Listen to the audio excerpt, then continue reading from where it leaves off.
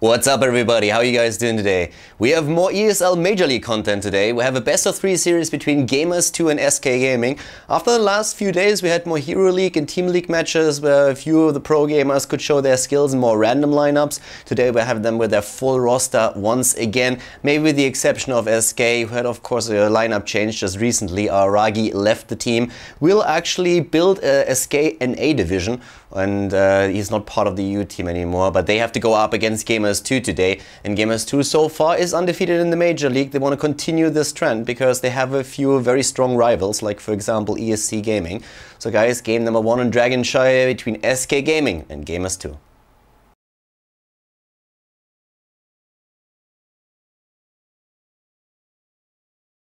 Welcome everybody to game number 1 at the ESL Major League. Gamers2 is facing SK Gaming today in a best of 3 series, and to the left side of the map number 1 by the way, Dragonshire, we are seeing Gamers2 in blue with Leo from Poland on Malfurion. We have ADRD on Sergeant Hammer, Nika is playing Vala, Juve is playing Illidan, and Shihu is playing Tyrael. The right side of the map, it is SK Gaming with a bit of a different team today. Snitch is playing Jaina, Bakery is playing Sylvanas, Zamoni is playing Zagara, and so far everything is still exactly the same. But now we're having Kiefers on Diablo and Montil on Brightwing. So with those two players there has been a bit of a change, and we should probably just talk about that a bit. But in the mid lane we have already some action happening as both of the teams go for that 5-man mid at the beginning of the game. So while there's not too much happening just yet, our Ragi left SK Gaming. I'm not 100% sure if he left or if they made him leave, like one of the two. Yeah, our Ragi is not part of the team anymore, that's what we know for certain, and he is currently replaced, at least for the Major League matches, with Kiefers, who's now part of SK Gaming for the Major League. If he's going to be a temporary solution, if he's going to be a permanent player for the team, is something that we're going to find out in the future. SK is currently running with him in the Major League, and today apparently Rave, you might know him as Commando Boss, but Rave is his real ID, couldn't play, couldn't make it, therefore they had to replace him, and Vontil was happy to jump in, so he's the substitute player for today. So not really an ideal setup for SK Gaming today. They are running 3 players of their original lineup, and even if they already chose a substitute player for our Ragi, where the practice that they get in with Kiefers is of course not going to be... Yeah, I feel like they will have to just completely change the way that they are shot calling, the way that they are like running in the game. They won't have that synergy that they had for the last few months, because just like when you lose one of your long-time players, this is just what happens. Gamers2 on the other hand, of course, with their old lineup, it's still extremely strong. The team is absolutely amazing, and they are trying to use that. ADRD is already in position here. We have him on level 1 with the resistant taken as the talent. As already theorized earlier today, Zamoni is taking the top lane with his Zagara. The advantages are quite simple. You have easy access to that temple up here at the top, or that shrine. You can get good control, and at the same time you have the opportunity to also pressure the bot lane. You can really tell already how Zagara is starting to deplete the ammunition on those 2 towers here in the middle, and therefore Zamoni is going to do quite a lot of work on his Zagara here. Bakery in the mid lane against Nika right now. And those two are facing off against each other, and down here that's where the real party happens, because there is Shihu on his Tyrael rocking that sick master skin. But that is definitely the best master skin that we're having in the game right now. The black Tyrael is just absolutely amazing. It's a pleasure to watch this guy. Unfortunately for me, I'm not really a huge fan of Tyrael. Like, the playstyle just doesn't suit me. Tried him a couple of times, but it's not really a character that I enjoy a whole lot. But yeah, that master skin is pretty sick. Talking about the talents here on level 4, we have a double Envenom, since Brightwing jumped and took Envenom there. So that's already a lot of pressure that they have here. An attempt to roam at the top lane with Kiefers and Snitch trying to get a kill against Juve. Juve is already in position on his Tiger, and there comes Diablo. Nice dash. Very well done here by Juve, making sure that he's not going to be sniped by these guys. So that was a pretty cool move by him. We're having Arcane Intellect chosen together with a Deep Chill on level 1. Frostbitten on level 7 should follow soon, and besides that, not really a whole lot of different things here. Devil's Stew over Soul Feast, probably one of the things that we should also point out. Oh, and Zamoni, or Zarmony, up here to the top lane, gets eliminated. Gamers2 getting the first blood in the game. Well played. The Polish team just exceptionally strong. I mean, they came in second place at DreamHack. Team Liquid right now is just a completely different beast. But still, with Gamers2, Navi, and Team Liquid, those are probably the top 3 teams that we're having on the European server at this point in time. And they are doing extremely well. The level 7 talent hits for Gamers2. And Brightwing is looking for friends again, as we are seeing down here with Enduring Growth, already the first heal talent taken on Malfurion. Both shrines now under the control of Team Gamers2, and they are aiming straight for the first Dragon Knight, and they're gonna get that quite easily. Shihu is taking it and is starting to move it. Kiefer's dice, and Snitch is about to drop, but he just barely gets away here. Him and Bakery need to be careful though, because that Dragon Knight is out for blood, and they are both extremely low. With a level 7 talent now on both of the teams, we're having the unstable poison for Sylvanas, so it's going to be the pushing power on Sylvanas that they are trying to unleash here. We're having the endless death on Diablo, and besides that, it's of course a double first aid on Sergeant Hammer and Illidan. Pretty sick talent, and that helps also with the heals. Malfurion doesn't even necessarily have to go for the life seed on level 13, but actually I think he is gonna still take it and disregard the ice block here for a second. I don't feel like he necessarily needs that. Actually, like with Maw and Diablo ults, they could potentially go into the ice block instead, but time will tell. Both of the abilities are definitely possible here, and it just depends on how much you think you have to save yourself against any kind of burst damage. Right now, as you can see, we're having Shihu and Leo from Korea moving down to the bot lane. ADRD is already there already. And yeah, Von Till is in position at this point to soak the experience at the bot lane, but the rotations from SK are up to the top lane, where they're trying to finally get a kill against Nika. Brightwing is left alone, and that's why he's asking for friends there, because he's like asking himself why everybody is just leaving him. And well, Brightwing, I can only tell you that much, showering in the morning definitely does help. We have already, the first bruiser camp is about to be taken. Both of the teams actually aiming for those now. When you roughly hit that area around level 10, level 9, then most of the time you don't really see too much action on the map just yet. Teams want to make sure that they get their level 10. In this case, that's ADRD with his 2 Siege Giants that is going to do some significant damage at the bot lane. Montiel can move in for Polymorph against ADRD and should probably do that because it just pushes him out of the Siege mode. I'm actually not quite sure why he doesn't do that. Like, that would be the smart way to go for it. He can't be in cooldown anymore, and he just allows him to take that tower down. I find that a bit surprising. So we're having Kiefers and Shihu in the mid lane doing their thing, as up to the top Snitch has to deal with the hard camp that is starting to push in there, the bruiser camp. Heroic abilities are now ready for both of the teams, and we're having no big surprises here. Von Till going for the disengage up at the top. Oh, the move against Vala. Getting the kill in. Very well done by SK. Getting the Diablo comp off together with the Maw of Zarmony. Zarmony actually didn't really have to use the Maw just yet, so might have a chance to get that into play still. But yeah, level 11 versus 10. Even with that kill, we're having Gamers2 still a bit ahead in the game. And of course, down here, ADRD is doing a significant amount of damage. I'm still a bit surprised that Montiel does, like, I feel like I missed something. This is a bit weird to me. Like, usually what you do against Sergeant Hammer, you just use your Polymorph so that you get him out of the siege mode. That works extremely well. In this case, they slam him into the ground. That was actually pretty sweet by Kiefers there. Like the slam for the fatal damage against Sergeant Hammer, that certainly did a lot of work. Oh, and down here, look at that. Now they're unleashed. They're trying to get Yuval, but they could have just attacked the camp there. Yeah, Illidan was trying to get that, but he didn't get the opportunity. SK is suddenly really running with that momentum. Up at the top lane, they're losing Zarmony against Leo and Shihu, but down at the bottom lane, Kiefer's Bakery, Snitch, and Von Thiel are just still doing their thing against the bottom fort. And Yuva can't really do much about that. I mean, like, he's on Illidan without any support. There's very little that he can do, but here comes the rest of the team, and now Gamers2 are trying to go for it. Shihu could go for Judgment. Doesn't use it yet, and well, jumping in that deep would probably not have been a smart decision, especially with a fort there to slow the opponents down. You never really want to do that in this case. Oh, there we go. Snitch actually a bit too far out, and of course Jaina doesn't really have any kind of escape mechanisms, and therefore Shihu is just using his Judgment, immediately locking Jaina down, getting the kill in here.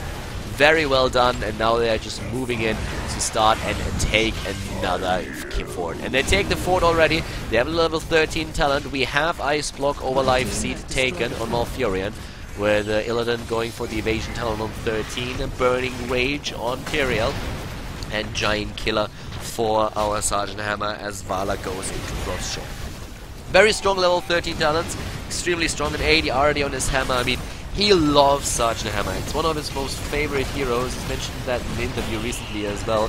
Hammer is just absolutely amazing, and ADRD is showcasing that once again. So he's just moving in with the added damage, and he does extremely well with that.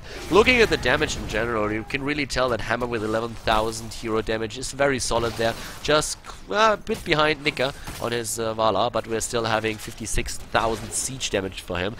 Tyrael actually getting a lot of siege damage, especially of course with the Burning Rage that he's running. Brightwing up at the bot lane is very much alone, and there's nobody else there. Like, there's only Brightwing, and of course with a quick phase shift he can jump into the rest of the team. 30 now finally hit for them too, and that means that we're having the improved Ice Block on Jaina. We're seeing the From the Shadows in this case, and Brightwing with the speed.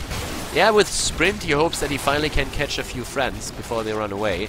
That's the extra speed that is needed for him. Brightwing, like, he doesn't really need that as an escape mechanism. He just tries to like catch up to people with it, so that he finally has a few friends that he can play with.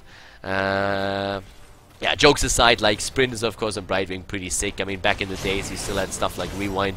Now we don't have that anymore on 13, and therefore Sprint is one of those talents that Brightwing can definitely go for. There's a couple of variations that you have, but this is definitely a good one. One of the things that I didn't really point out yet, and just to mention that real quick, we have Battle Momentum taken on Zagara on level 7. It's a bit more common these days to go for Battle Momentum here, but oftentimes you see still the Endless Creep to just get additional control on the map, to have like the additional creep spread, the vision on the map, and that's something that a lot of Zagara players run. ESC was one of the teams that really popularized Zagara again, them and SK I want to say, but ESC has been using that hero on maps like Tomb of the Spider Queen a lot to make sure that they are getting full access on both of the turn-in points. Right now, a camp stolen away. Nice moves there by Gamers2. And so far, even with like the 2 kills against them, I have to say that Gamers2 basically throughout the entire game was very much in control. Tenacious Roots, Executioner, and a triple Blood for Blood now on level 16, the talents for them. And with 16 versus 14, they have of course a very solid position here in the game. Brightwing down to the bot lane here is starting to join up with the rest of the team. Diablo is still at the top though, gathering some experience. They still need to be careful here, but we have Gamers2 now starting to move in, and they really just want to have that key. But now with the Dragon Knight on the map, they don't really need to push in. They could also just move back, take those 2 shrines, and make sure that they are able to get another Dragon Knight, which would definitely yield them a keep this time. Or at least it should. Ah, nice move here, taking the Siege Giant camp, stealing that away.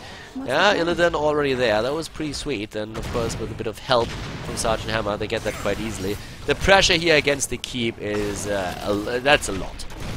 And, well, with Chihu at the frontier, having all this heroics up, especially, of course, when it comes to Judgment, that's going to be extremely important. If someone from SK overextends a bit too much, that Judgment is going to be there. And with a triple Blood for Blood and the rest of their abilities that they have there, they are going to be in quite some trouble. I mean, right now, Napalm is being used over and over again by Sergeant Hammer.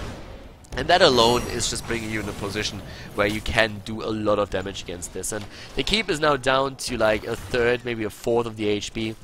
Level 16 is soon to be on the board for SK, and that's actually one of the things that's a bit surprising. Gamers2 disengages here, probably because they don't want to fight against the 16, but they didn't really go for that shrine before that. So now we have a Numbing Blast, we have Blood for Blood, the 2 Hunter Killer talents on 13 and 16 for Zagara, and a Criterize taken. Sticky Powder is being used a lot too these days, but in this case it's still Criterize, and now it's the fight for... Whoa! It's a pause! Yeah, I was just about to say, it's the fight for the Dragon Knight, but apparently Juve is having some problems, or somebody in the team, so they are pausing the game real quick. That actually allows us to go into the numbers again. As you can see here, Malfurion and Brightwing are basically toe-to-toe with the healing power that they're currently unfolding upon the rest of the team. Apparently, Juve is a retarded man. Not quite sure what that means, but yeah, that pause seems to have a very interesting reason. I'm not 100% certain what's going on with that, but I would not mind somebody telling me what exactly happened there. But yeah, you can see the numbers here, of course. And I mean, with that, we are already seeing that especially Sergeant Hammer is doing a whole lot of work here when it comes to siege damage, also hero damage. Siege damage, of course, thanks to Napalm, but the hero damage is going to work with that too.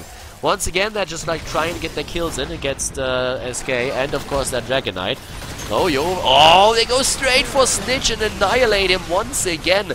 Yeah, that Emerald Wind came too late, and that was not really a decent setup there. If you want to go for that, that Maw comes quite late. The kill against Brightwing already. If you want to go for more into Apocalypse and the Blizzard, then you have to time that a bit different. In this case, that didn't really work for them. I'm not 100% certain if the idea is to go more into Apocalypse, but I mean, that's what you would expect, right? So that's what they should have done probably. But yeah, Kiefer is maybe a bit too trigger happy on that heroic ability. Zarmony didn't have it ready yet, didn't have that Maw ready. Hit the triple Maw just a bit later, but they just dodged the Apocalypse, and therefore there was very little they could do. And especially with Jaina dying in the beginning of the fight, there was very, very little that they could do to just like take that game. So right now, we're having one keep already dead, the second keep is about to fall. Mega is just punting them away on the Dragon Knight, practicing for the NFL, and they're going straight for the keep at the top lane. Two of the keeps eliminated. Yeah, ADRD is about to move away. Snitch really wants him though. Snitch really wants him, and with that water elemental, there's a pretty good chance that they can actually get him. And yep, if he doesn't have his Z up, they are probably gonna get him. Whoa, why did he move back? Leo! Why does Leo not save the hammer? Leo is not saving the hammer, and Illidan dies now as well. That was a bit odd. But yeah, they get the kill against Kiefer, and they're trying to jump on Brightwing. Sergeant Hammer, I actually feel like Malfuri could have healed him, right? Like, they could have moved a bit different. Not quite sure, like, maybe like the coordination there was a bit off, or they just decided, alright, let Hammer die, we need Malfuri, and with the rest of the team to win the rest of the team fight here. Be it as it may, we're having 19 versus 17, 2 keeps annihilated, and Gamers2 in full control of the game so far. 9 kills against 4, and now with the level 20 hitting, this should be the time where Gamers2 is really starting to close the match out. If they don't, then they allow SK an opportunity to come back into the game here. And here's the level 20 now. Well, we are going to see a Storm Shield. Yes, there's the first Nexus Frenzy. We might even see a second one on Vala. Now, we see Vengeance taken. Alright. Vengeance, the added Strafe ability. Demonic Form on Illidan and Hardened Shield on Tyrael, which makes him a very tanky bastard. Yeah, right. It's alright. Top lane, Bakery and Kiefers are still starting to move in. And of course, Bakery on Sylvanas can make sure that that keep or that fort is going to go down without them running into too much trouble.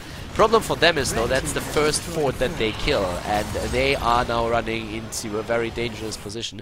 Only one on the map is Illidan, and he starts to move down. Master skin, by the way, I like it, so good job. But still, we're having at this point everybody just rushing down to the bot lane to get that last keep, and with a level 20, there's very little chance for them to actually do something here, in my opinion. I mean, what exactly are you going to do as SK right now? You have a hammer there that's just like uses his Nexus Frenzy the entire time, and they are losing so much here already. Hit points on Kiefers and everybody else who just dares to come into the range of Sergeant Hammer, and the Sergeant is doing damage. She is extremely strong here, and they are just using Napalm over and over again. Oh, initiation, and Kiefers is down. Judgment being used already. They're trying to push Yuba away, but he survives. Shihu is jumping away in his Tyrael, and now the strafe interrupted by a Maw.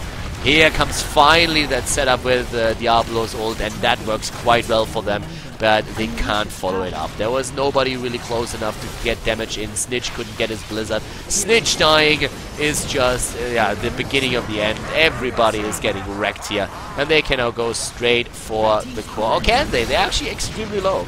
They're extremely low here, but we have Malfurion trying to deal with that. And yeah, they can't even get that keep right now, can they? So they have 2 heroes back, Kiefers and Zarmony. And Gamers2 is just saying like, well boys, We're all 5 still alive, but maybe we should go back because, let's face it, we don't have too many hit points, do we? So they go for the keep regardless, and they're saying, okay, the least that we can do is go for the keep here, and that's exactly what they're doing. I don't think that they are going to try and run for the core, but they don't have to, because they have like 2 heroes already aiming for the shrines. Leo is capturing out the first one, and Shihu is at the second one up to the top. So another Dragon Knight would be exactly what they need. Diablo killed again down here, trying to get into the mid where he can contest the Dragon Knight. But yep, there is Leo trying to take it, but we're having a Montil. Yeah, Zarmany is being attacked. Montil and Brightwing is down, and Zarmany isn't gonna make it anymore. So everybody is dead once again. 17 kills against 4, and Leo is getting that Dragon Knight, moves in, and now can right-click that core and end this game. First game here on Dragonshire about to end in favor of Gamers2, if not for an incredible miracle. But Snitch is already there with another ice block, and yeah, now that he is dead too, there's only one hero alive, and that's Bakery, and the chances that he's going to be able to stop that Dragon Knight are slim to none. So once again, having Gamers2 just showing their prowess in Europe, taking the first game at least in the best of 3 series here. Nika is feeding before the game ends, dies on his Vala, and this is GG, ladies and gentlemen, with Gamers2 taking the lead against Team SK Gaming here at the ESL Major League. Gamers2 take the map on Dragonshire, and therefore they are in the lead in the best of 3 series. We have potentially 2 more maps depending on how SK can play on game number 2, which is going to be on Blackheart Space. So a map where you can actually like play more PvE. You can just like go for the objectives on the map and try to win the game through that. You don't necessarily have to engage against your opponent on this map. You can play around them. So this might actually suit SK a bit better with the lineup that they're running today. But for them, of course, this is a bit tricky. Gamers2 is so far undefeated in the league, and they want to keep that record, whereas SK is starting to struggle a bit. They have been doing quite well in the last few weeks, but now with the loss of Aragi and just the recent developments, they're not really looking in the shape that they were a few months ago. So we're going into the second game on Blackheart's Bay, and we'll find out if SK can start a comeback.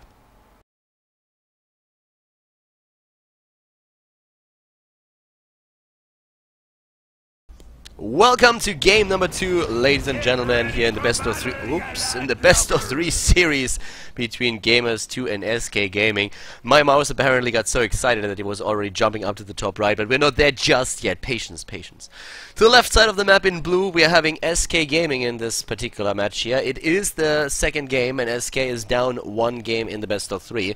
Snitch is playing the Lost Vikings. Vaughn Till, subbing in today for Wraith, is playing Brightwing. Zarmany on Vala. Kiefer's their new addition after Aragi left the team, plays Muradin, and Bakery plays Jaina. Leo from Korea to the right side in red is playing Malfurion for the Polish team. ADRD with the Sergeant Hammer. Yuba on Illidan. Shihu on Chen, and Nika on Sylvanas. Alright, with that already happening here, let's just check out what's going on up to the top there. We're having already Bakery, Kiefer, like basically like SK wins the not existing battle at the shrine at the top. Down here it's like it's 3 players already trying to go for a setup around the tribute, or now, well, not the tribute, the chest I should say. Reverberation chosen level 1 on Muradin against Illidan. The whole reason why Muradin is being played here in the first place. So the red team draws first. oh, Balog already being attacked down here at the bot lane. The thing is, like on this map in particular, what you oftentimes try to do is just burst down the wave up at the top to get the experience, and then you just move down and try at 50 seconds in game to take the first chest. And both of the teams are aiming exactly for this one right here. Malfurion still got the XP up at top. Wow, if they get a kill against Kiefer, that would have been amazing.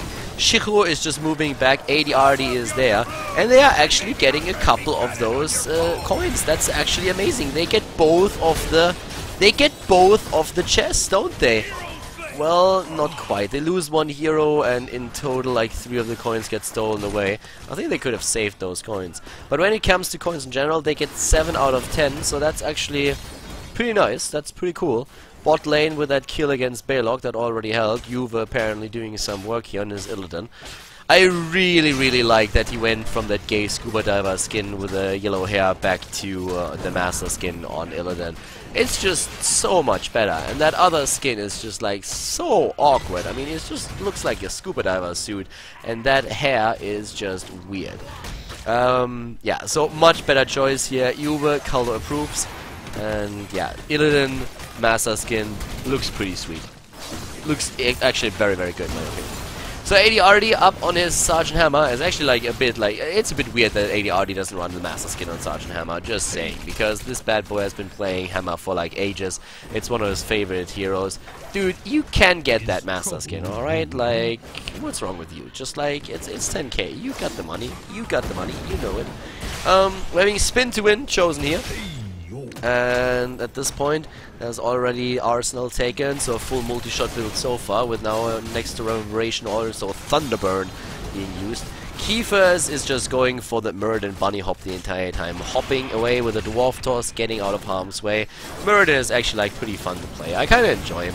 The Dwarf can be a lot of fun, especially when you're going for like the Stormbolt build and racking up the extra damage on your Q, which in this case of course doesn't really make too much sense, since the whole idea of playing Muradin is to have a counterpart against Illidan in the team fight, so that something slows down his right click auto attack.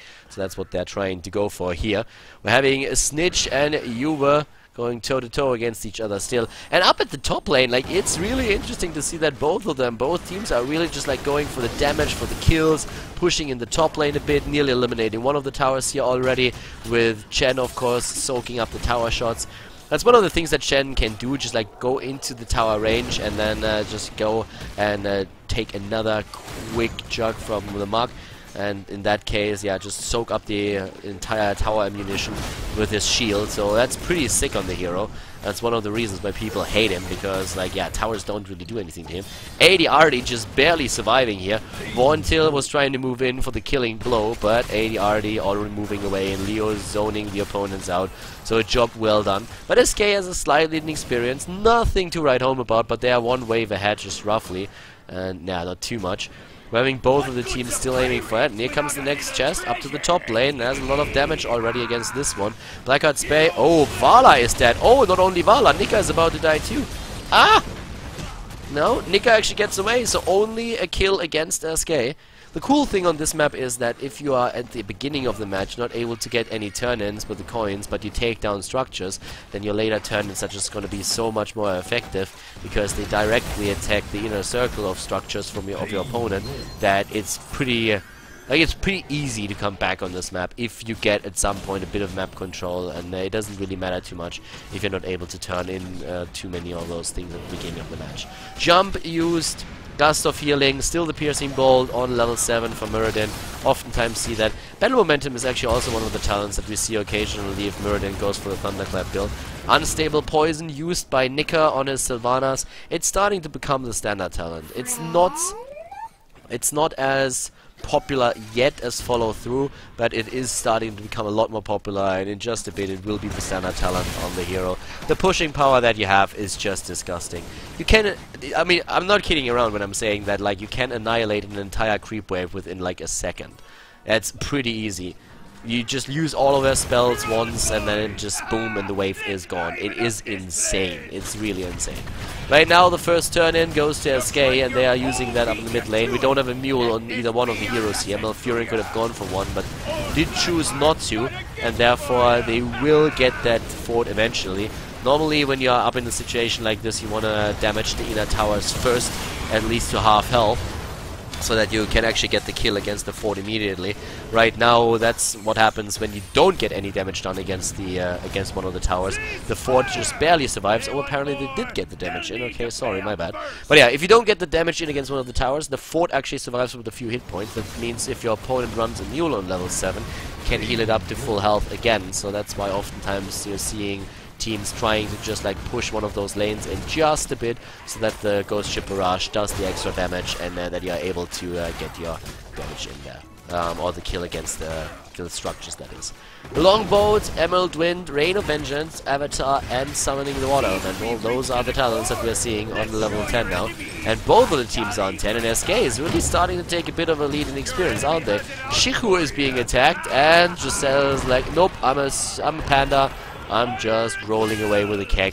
This hero can be so silly at times. Right now, Zarmini is probably not too happy about that. He's extremely low here. And Shiku, yeah, he actually... Whoa, he gets the kill! You gotta be kidding me! He gets the kill against Vala, and now he's just trying to jump away there again. Wow, can he actually escape? There's the water elemental, there's a stun. Oh, there's no way he escapes, there's no way. Loses 5 coins. Yeah, was it really worth it, Jen? Was it worth it? I would say not. So not only do they lose the coins, but also they're losing now the entire lane down there. The advantage that they had, though, is like they had 4 heroes up in the mid lane and doing a tremendous amount of damage. Dropping that fort there easily. They also got, of course, a turn in, which helped with that. Having Brightwing finding a few friends here and trying to TP to the rest of the team, because that's where the action is at. Bakery is getting taken out, and there's the longboat. Keefers is getting low on Meriton, and he dies. Oh, 7 coins up for grabs. Gamers2 is certainly giving them hell right now, aren't they? The longboat is gone, they get the kill against Jaina, but that fight isn't over just yet. We have Shihu jumping in now that he's back to business. But they got most of the coins. They have 12 already, and that means that with a simple turn in, they're in a position to get another ghost ship. Down to the bot lane. Yep, ADRD is doing the damage against the tower. So if they get another ghost ship right now, they would easily be able to not only drop the fort here, but even put some pressure onto the mid lane in a circle. But yeah, that's quite annoying there. I mean, Shiru, of course, like him dying for the Vala kill was probably a bit too greedy. Those 5 coins, that definitely ended up in favor of SK, but right now, just in general, the position for Gamers2 is pretty sick. We're heading them with Life Seed over the ice block this time. We are running Relentless, Evasive Fire, Giant Killer, and the Evasion Talent on him. One again, we're having Nika and Leo just going for the chest at the bot lane. SK just like had too many people at the bot lane trying to get Shihu earlier, and he just barreled away in that case. Was buying a bit time for his team. Level 14 against 13 in just a few seconds. But they're going for it again with a double sprint on Brightwing and Jaina. Water Elemental is down. That's of course also a relief. And this is a fight where I'm not quite sure if SK should really try to take that. At this point, well, they're taking down the Siege Giants first. There's an attempted turn-in by Uwe. Yes, that's going to get the last coin in. And with that, the mid lane is going to be attacked. But now they can fight. And that's exactly what they do. 13 coins on the side of SK, and they're going for Keefers. Tries to jump away, doesn't really get it. Von Till, on the other hand, goes down, and without a healer, this fight is doomed. Shiro keeps himself alive. Zarmany on Vala is already dead. Oh my god, Keefers is being dropped now too, and they're just going for Lost Vikings. They're gonna take Snitch out here. His jump is down, and that's another 4 coins that they have. Only 1 coin remains on Bakery. He gets away, at least for now, and yeah, this is just bad news. I mean, it's 15 against 13. They're moving in. They're running Sylvanas. They can easily disable one of the keeps and drop in. That's exactly what they do. Move back afterwards, and they have the coins for another turn-in. Hell, they have the coins for nearly 2 turn-ins right now. Like, they have 23, they only need 14. They get 1.5 turn-ins with that if they just stand there. And they have level 16 earlier as well. So with that, it's going to be extremely difficult. All the cams are being pinged here right now. Boss apparently is what Bakery is trying to get with his teammates now. Going for the ballsy play apparently. Well, that could actually work. I mean, they could try and get the boss if they attack and burst them down now. I actually think they're gonna get it, yeah. I mean, that hard camp here is gonna occupy Gamers2 for another like 2-3 seconds. And with that, boss is something that they can definitely get, and yeah, they will. Alright, nice move by SK. It's a ballsy play, it's risky, but they are able to make it happen. The problem for them still is that up at the top you're still having the entire fort alive. But here comes the boss, 16 talent is there, double blood for blood. We're seeing pressure point on level 13 for Chen. And they're having the tenacious roots now as well. Oh, and AD already in the back with the damage. Bakery moving in for the blizzard. Gets healed immediately by Malfurion, and he knows what he has to heal there. Juve, and there comes Nika. So they're starting to go for it already. The boss is extremely low at this point. 2 keeps have been destroyed of SK Gaming, so they're 2 keeps down right now. Yeah, and the boss is not gonna make it either. Like, yeah, don't even get a fort. They didn't even get a fort out of this. They're 3 levels behind. SK is struggling. They're trying to do something here, but right now we're having just Gamers2 being completely on a tear. These guys are doing so well here, trying to steal the opponent's camp away too. And, well, there's nothing that SK can do about it. Take a fight, 16, or like with a 16 talent available to the opponent when you don't have it. Not really the smartest idea. Going for that, you might win a fight like that every now and then, but in general you will always fall behind here. 17 coins, that's an easy turn-in. They should actually get rid of their coins. Uh-oh, are they gonna get Brightwing? Uh-oh. Yeah, no, I don't think so. Yeah, but they could turn in. They could just simply turn in. If they turn in right now, that would mean that they expose the bottom keep, that they can nearly kill it. But so far, they don't really feel the need to. I guess it's probably because the opponent isn't even close to level 16. So they're just saying, as long as they aren't 16, we can just like start taking down structures and guarantee that our next turn-in is going to drop the keep without any problems. But right now, actually, if they continue like this, they don't even need the turn-in for the keep, and then the turn-in would nearly end the game. Got a lot of damage in already, and yeah, now they can just like simply go to the turn-in point and try to get it there. Keepers. Uh-oh, yeah, okay. There might be a fight happening. 16 talent is there. SK knows this is the time when they could fight. This is the best time for them to fight. Chests are up on the map again. And is it a trap? Yeah, he's jumping in. He's barreling Zarmany away. Zarmany is dead already. And they're jumping Bakery immediately. Oh, Juve with his Illidan Metamorphosis hitting home. And he just goes in, kills Brightwing. And they are moving against Keepers now too. Keepers is going to die here. 3 players down already. And Snitch is just moving in and saying, okay, maybe I can save Bakery. Everybody here is dying. Shihu is going to take down Bakery too. Or is it going to be ADRD? Well, one of the 2 of them is going to get him. And there they are. They don't even have to go for the turn-in. They just move in to end the game. This, ladies and gentlemen, is Gamers2 rushing to victory. They're jumping past that keep. Don't even care about that at all. Moving in to finish out the game. We have the Vikings, or at least a few of them, back in just a few seconds, but as you can see, there's just nothing that they can do at this point. Yeah, Zarmany is not even really moving in anymore. This, ladies and gentlemen, is win. This is the 2-0. Gamers2 taking it here against SK Gaming at the ESL Major League without dropping a map. Unfortunately for SK, Gamers2 is just a bit too strong for them to beat. It's a 2-0 in the series that we have for Gamers2, the Polish team playing exceptionally well once again, and they didn't leave SK a chance there. So a 2-0 victory in the best of 3 series at the ESL Major League for Gamers2, still undefeated in the Major League, as is also ESC Gaming, so 2 of the teams that are really fighting for a place up at the top. With Na'Vi and Team Liquid missing, those are currently the top 2 contenders for the title at the end of the season. But of course, anything can happen here, especially other teams like WellMed still have a chance of ranking all the way up at the top. But guys, that's it for today, so I hope that you enjoyed the best of 3 series here. If you did, make sure that you give the video a thumbs up, drop a comment in the comment section, and if you haven't subscribed to the channel yet, hit that subscribe button.